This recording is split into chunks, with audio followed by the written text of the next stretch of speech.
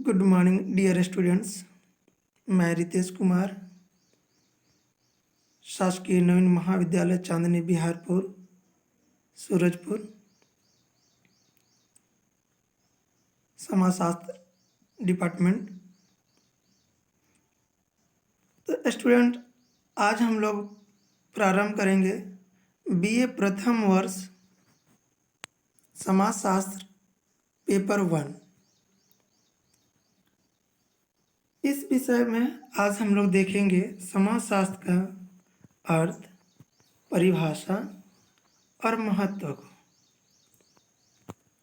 तो जैसे कि हम जानते हैं कि समाजशास्त्र का व्यवहारिक रूप उतना ही प्राचीन है जितना समाज सेवी, लेकिन आज जिस वैज्ञानिक दृष्टिकोण से समाजशास्त्र को समझने का प्रयास करते हैं, इसका इतिहास अधिक प्राचीन नहीं है। अर्थात समाजशास्त्र जो है वो व्यवहारिक रूप से बहुत प्राचीन है, लेकिन यदि हम देखें अध्ययन क्षेत्र के दृष्टिकोण से, वैज्ञानिक दृष्टिकोण से, तो इसका इतिहास प्राचीन नहीं है।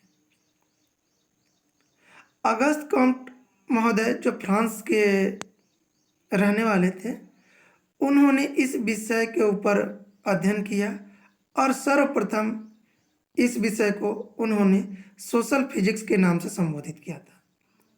लेकिन इन्होंने 1838 में इस विज्ञान को, इस विषय को एक नाम दिया समाजशास्त्र, अर्थात सोशियोलॉजी। और उस समय था आपका 1838।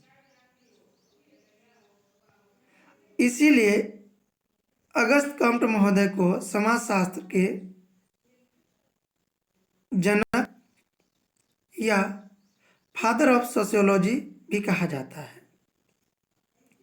यदि हम शाब्दिक रूप से देखें तो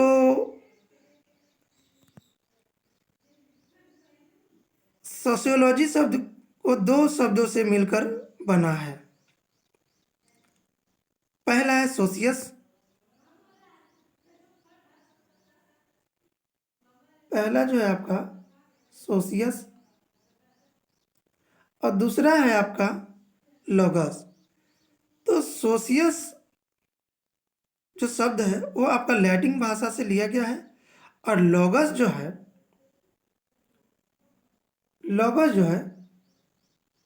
वो आपका ग्रीक भाषा से लिया गया है।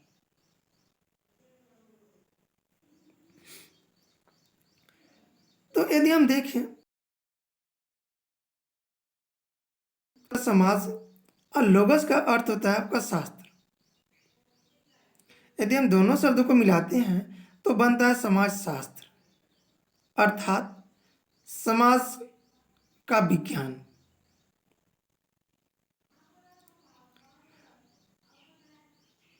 ये दो शब्दों का निर्माण होने की वजह से जेस मिल महोदय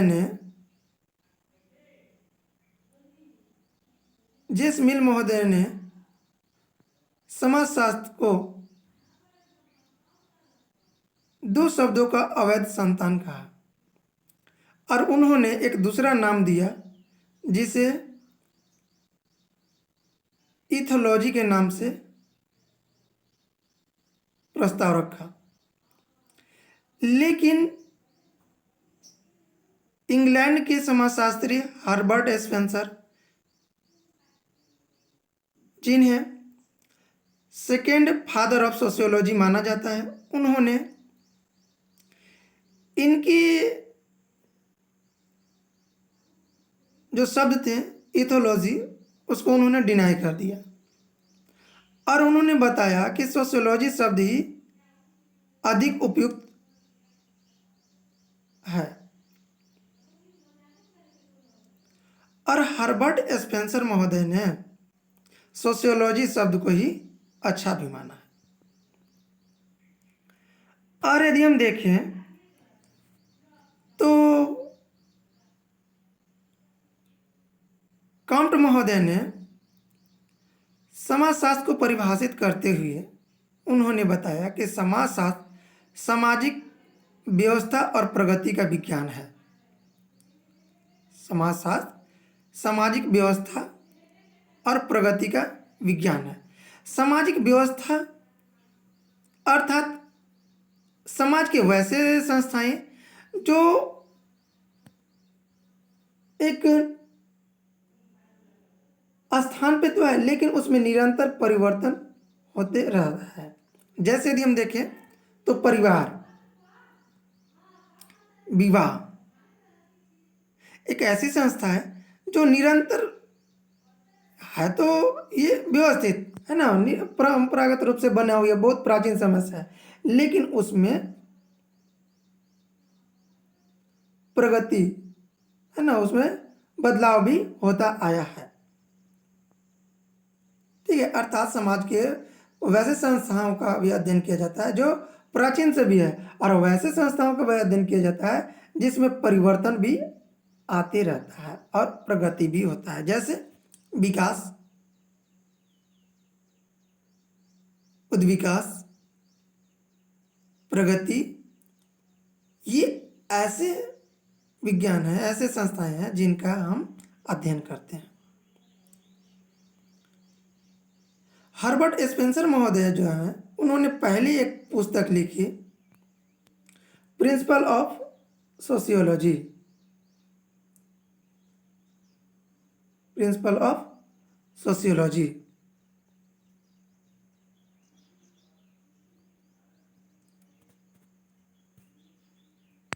समाजशास्त्र के अर्थ को वैज्ञानिक रूप से तभी समझा जा सकता है जब यदि हम इन दोनों शब्दों को अच्छे से देखें, तो समाज और शास्त्र को भली भांति स्पष्ट कर किया जा सकता है। यदि हम देखें तो समाज व्यक्तियों का समूह न होकर बिल्कुल भिन्न है। लेपियर का कथन है कि समाज मनुष्यों के एक समूह का नाम नहीं है, बल्कि मनुष्यों के बीच होने वाले अंतःक्रियाओं और प्रतिमानों को ही हम समाज कहते हैं। अर्थात जो समाज शास्त्र है वो सिर्फ व्यक्तियों के समूह को हम समाज नहीं कह सकते हैं, लेकिन जो समाज में मनुष्यों की एक समूह का नाम ही नहीं बल्कि उनके अंतःक्रियाओं के प्रतिमानों को हम समाज कहते हैं।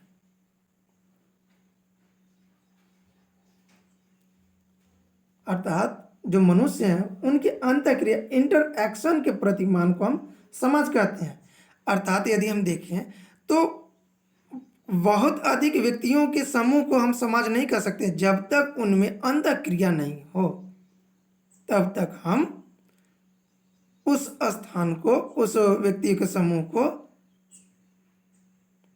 समाज नहीं कह सकते। लेकिन यदि उस समूह में व्यक्तियों का अंतःक्रिया होने लगे तो उस समूह को हम समाज कह सकते हैं। तो ये तो था लेपियर महोदय के अनुसार। अब आगे हम लोग देखते हैं शास्त्र अर्थात विज्ञान का अर्थ। तो विज्ञान का अर्थ में हम देखें तो क्रमबद्ध और व्यवस्थित ज्ञान को ही हम विज्ञान कहते हैं, है ना। अर्थात हम विज्ञान उसी को कहते हैं जो क्रमबद्ध और व्यवस्थित रूप से ज्ञान प्रदान करता है, उसी विषय को हम विज्ञान कहते हैं। क्यूबर महोदय के अनुसार जो है विज्ञान अवलोकन और पुनः अवलोकन के द्वारा विश्व में पाए जाने वाली समानताओं की खोज करने वाला एक पद्धति है। क्यूबर महोदय के अनुसार विज्ञान जो है वह अवलोकन और पुनः अवलोकन के द्वारा विश्व में पाई जाने वाली समानताओं की खोज करने का एक पद्धति है ना। अवलोकन मतलब क्या होता है? अवलोकन होता है मतलब होता है देखना, अपनी आंखों से देखना, ठीक है। और विश्व में पाई जाने वाली समानता और असमानता को खोजकर उसके ऊपर अध्ययन करना, अध्ययन करने की एक सिस्टम पद्धति को ही हम विज्ञान कहते हैं।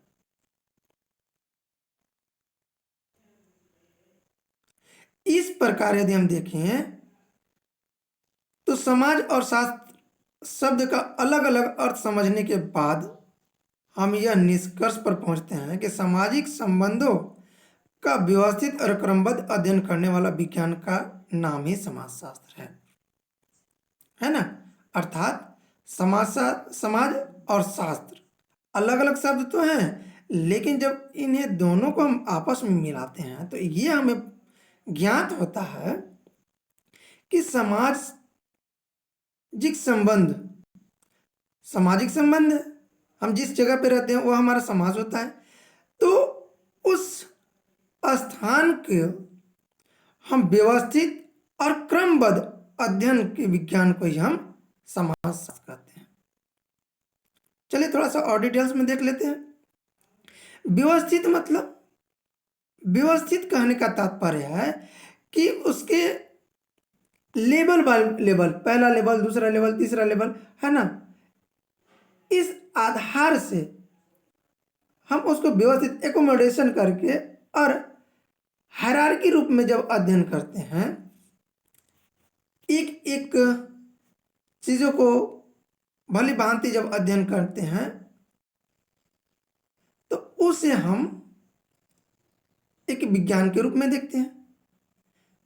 तो आगे हम लोग देखेंगे कि समाजशास्त्र को विज्ञान किस प्रकार से माना गया है और कैसे इसको हम लोग विज्ञान के रूप में परिभाषित करते हैं,